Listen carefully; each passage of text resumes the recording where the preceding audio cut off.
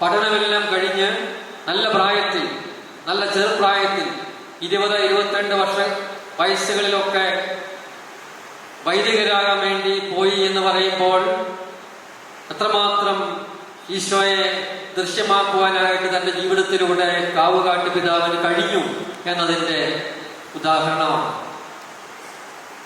ദൈവവഴി പ്രോത്സാഹിപ്പിക്കുന്നതിൽ അദ്ദേഹം എന്നും മുൻപന്തിയിലായിരുന്നു. കുട്ടികൾക്ക് കൃത്യമായിട്ട് സഭാ ശുശ്രൂഷയ്ക്കായി നമ്മുടെ നാട്ടിലെ, നമ്മുടെ കുടുംബങ്ങളിൽ നിന്ന് മക്കള് ഉത്സാഹത്തോടുകൂടി, ആവേശത്തോടുകൂടി പോകണം, ലോകമെമ്പാടും പോകണമെന്ന് അദ്ദേഹം അവരെ ഉത്ബോധിപ്പിച്ചു. അങ്ങനെയാണ് സഭയെ സ്നേഹിക്കേണ്ടത്, സഭയോടൊപ്പം ഈശോയോടൊപ്പം യാത്ര ചെയ്യേണ്ടത്. അങ്ങനെ നമ്മുടെ ജീവിതത്തിന്റെ പരിസമാപ്തിയിൽ നമുക്ക് ഈശോയിൽ എത്തിച്ചേരാനായിട്ട് സാധിക്കുന്നത് ഈ യാത്രയിലാണെന്ന് കാവുകാട്ട് പിതാവ് കൃത്യമായിട്ട് ബോധ്യപ്പെടുത്തി.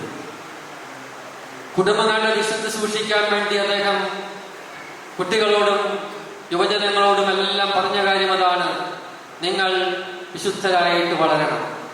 ചെറുപ്പം മുതൽ കുടുംബങ്ങളിൽ മാതാപിതാക്കന്മാരോട് അദ്ദേഹം പറഞ്ഞു, കുട്ടികളെ പഠിപ്പിക്കേണ്ട ഏറ്റവും അമൂല്യമായ നിധി, ഏറ്റവും വലിയ സമ്പത്ത് എന്ന് പറയുന്നത് വിശുദ്ധിയാണ് എന്ന് പഠിപ്പിക്കണമെന്ന് കാവുകാട്ട് പിതാവ് ഓർമ്മിപ്പിച്ചു മാതാപിതാക്കളെ. സമ്പത്തോ മറ്റ് കാര്യങ്ങളോ അല്ല പ്രധാനം. നിങ്ങളുടെ ജീവിതത്തിന്റെ ഏറ്റവും വലിയ മുതലെന്ന് പറയുന്നത് നിങ്ങൾ നിങ്ങളുടെ ജീവിതത്തെ സൂക്ഷിക്കുന്ന വിശുദ്ധിയാണ്. ആ വിശുദ്ധിയാണ് ഇഹത്തിലും പരത്തിലും നമുക്ക് കൈമുതലായിട്ടുണ്ടാകേണ്ടത് എന്നുള്ള കൃത്യമായ ബോധ്യം അദ്ദേഹം നൽകി. ഇതെല്ലാം ഇന്നും വളരെ പ്രധാനമുള്ള കാര്യമാണ്. കുടുംബങ്ങളിൽ വിശുദ്ധി സൂക്ഷിക്കപ്പെടണം. നമ്മുടെ മാതാപിതാക്കന്മാര്, അജപാലകര് എല്ലാം ഇതിനു വേണ്ടി അധ്വാനിച്ചവരാണ്. ഈ കാലഘട്ടത്തിലൊക്കെ ഇന്ന് നമ്മുടെ മക്കൾക്ക് ശക്തമായിട്ട് മാതാപിതാക്കന്മാര് പറഞ്ഞു കൊടുക്കേണ്ട സൂക്തങ്ങളാണ് വളരെ പണ്ട് കാവുകാട്ട് പിതാവ് പറഞ്ഞു പഠിപ്പിച്ചത്. മക്കളെ, ഏറ്റവും വലിയ സമ്പാദ്യം എന്ന് പറയുന്നത് വിശുദ്ധിയാണ്. മറ്റൊന്നും നിങ്ങൾക്കില്ലെങ്കിലും വിശുദ്ധി ഉണ്ടെങ്കിൽ നിങ്ങൾ ദൈവത്തിന്റെയും ഈ ലോകത്തിന്റെയും മുകളിൽ ദൈവത്തിന് സംപ്രീതമായിട്ട് ജീവിക്കും. ലോകത്തിന്റെ മേൽ വിജയം നേടും, ഈശോ നേടിയതുപോലെ. സന്യാസിനികൾക്കായിട്ട് തിയോളജി ആ കാലഘട്ടങ്ങളിൽ സിസ്റ്റേഴ്സിന് ദൈവശാസ്ത്രം പഠിക്കാനായിട്ട് പ്രത്യേക അവസരങ്ങളില്ലായി.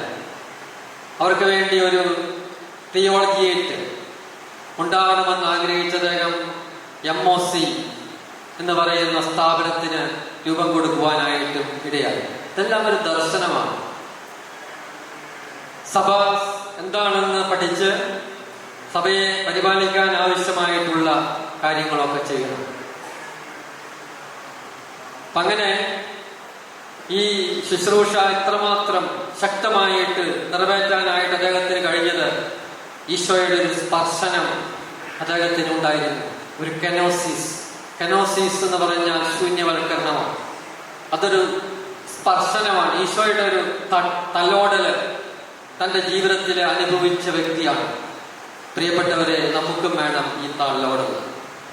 ഇത് അനുഭവിക്കാൻ സാധിച്ചാൽ മാത്രമേ ഈശോയ്ക്ക് വേണ്ടി ജീവിക്കാനായിട്ട് കഴിയൂ. അല്ലെങ്കിൽ നമ്മളൊക്കെ ഈ ലോകത്തിന് വേണ്ടി ജീവിച്ചുകൊണ്ടിരിക്കും. അപ്പോൾ ഇങ്ങനെ ഒരു സ്പർശനം ആവശ്യമാണ്. കെനോസിസ് എന്ന് പറയുന്ന ശൂന്യവൽക്കരണം, ഈശോയുമായിട്ട് നമ്മെ ഐക്യപ്പെടുത്തുന്ന ഈ ഒരു ആത്മസത്തയെ ഉൾക്കൊള്ളാനായിട്ട് കഴിയുമ്പോഴാണ് നമുക്ക്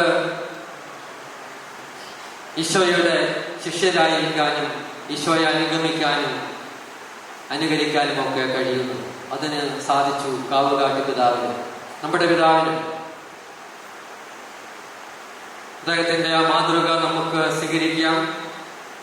വളരെയേറെ ക്ലേശങ്ങൾ, ഗുരുതരമായ രോഗങ്ങൾ, ഇതെല്ലാം ശുശ്രൂഷയുടെ നാളുകളിൽ അദ്ദേഹത്തെ പിടിച്ചു കുലുക്കിയതാണ്. എന്നാൽ അദ്ദേഹം പതറിയില്ല.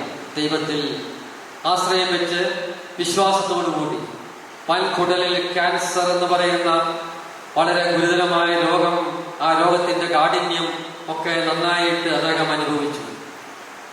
പക്ഷെ അതിനിടയിലും തന്റെ ശുശ്രൂഷ അദ്ദേഹം നിറവേറ്റി. ദൈവം തരുന്നതൊക്കെ നല്ലതാണ് എന്ന ഒരു ബോധ്യം അദ്ദേഹത്തിന് ആഴമായിട്ടുണ്ടായിരുന്നു. അത് സ്വീകരിച്ചുകൊണ്ട് അദ്ദേഹം തന്റെ ജീവിതം പൂർത്തിയാക്കി ജീവിതയാത്ര. പ്രിയപ്പെട്ട കാവുകാട്ട് പിതാവ് നമുക്കായി ചങ്ങനാശ്ശേരി അതിരൂപത എന്ന പ്രാദേശിക സഭയ്ക്ക് നൽകിയ ദർശനങ്ങൾ ആഗോള സഭയ്ക്ക് മുഴുവൻ മുതൽക്കൂട്ടാണ്. 23-ാം ജോൺ മാർപ്പാപ്പായുടെ ചിന്തകളെ മുൻകൂട്ടി കണ്ട് 2-ാം വത്തിക്കാൻ കൗൺസിലിന്റെ പ്രബോധനങ്ങൾക്കനുസരിച്ച് യാത്ര ചെയ്ത ഈ പിതാവിനെ നമുക്ക് നന്ദിയോടെ ഓർക്കാം, ദൈവത്തെ സ്തുതിക്കാം, ദൈവത്തെ മഹത്വപ്പെടുത്താം. ഈ തിരുനാൾ ദിനത്തിൽ ഇവിടെ വരാൻ കൃപയായിരുന്നു ദൈവത്തിന്, അവിടുത്തെ മഹത്വത്തിന് ഞാൻ നന്ദി പറയുന്നു. ദൈവം ഈ ദേശത്തെ, നമ്മുടെ സഭയെ അനുഗ്രഹിക്കട്ടെ എന്ന് പ്രാർത്ഥിക്കുന്നു. ദൈവം നമുക്കെല്ലാവർക്കും സമർത്ഥമായ കൃപ